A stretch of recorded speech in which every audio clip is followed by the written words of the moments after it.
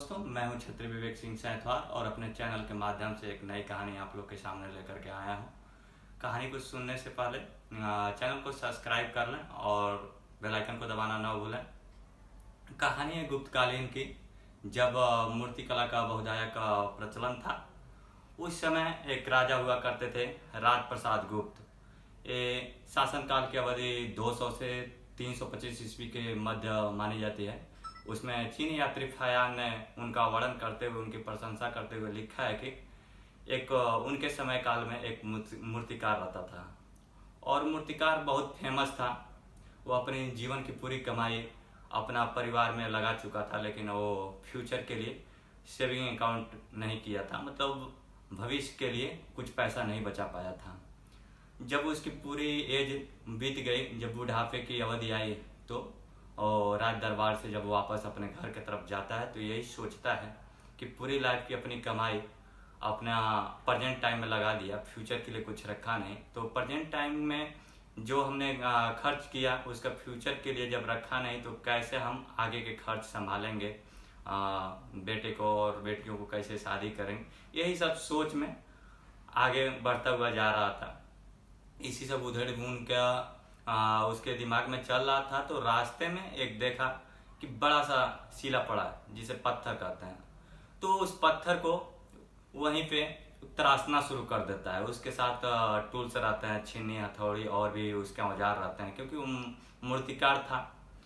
तो उसके पास बहुत से टूल्स रहते हैं और अपना टूल का उपयोग कर करके और वो मूर्ति को, पत्थर को मूर्ति का रूप धारण देना शुरू कर देता है।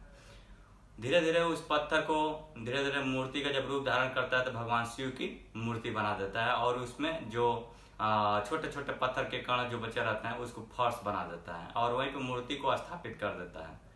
अब लोग वहां पे आते हैं, अपना चढ़ावा उस पर चढ़ाते हैं, पैसे, रुपए, माला, फूल, पत्ती सब चढ़ाते हैं। अभी इसकी यही दिनचर्या बन जाती है। सुबह आता है और भगवान शिव की पूजा करके चला जाता है और शाम को लोग आते हैं, उस पर फूल चढ़ावा चढ़ाते हैं और जब वो शाम को आता है तो जितना चढ़ावा, फूल, पत्ती, प्रसाद रहता है वो लेके चला जाता है। तो इससे उसकी दिन भर की इनकम जो रहता है वो अच्छा हो जाता है। यही उसका डेली का प्रक्रिया बन जाता है। अब इसका धंधा भी अच्छा चलने लगता है। इसी तरह से जब कुछ दिन बीतता है तो जो सीढ़ी और फर्श जो बना था उसका पत्थर वो बोलता है मूर्ति वाले पत्थर से कि तुमने कौन सा ऐसा पुण्य किया कि जो लोग आज तुमको फूल, पत्ती, माला चढ़ाते हैं, और मैंने कौन सा ऐसा पाप कर दिया कि लोग मुझे पैरों तले रौंद के जाते हैं।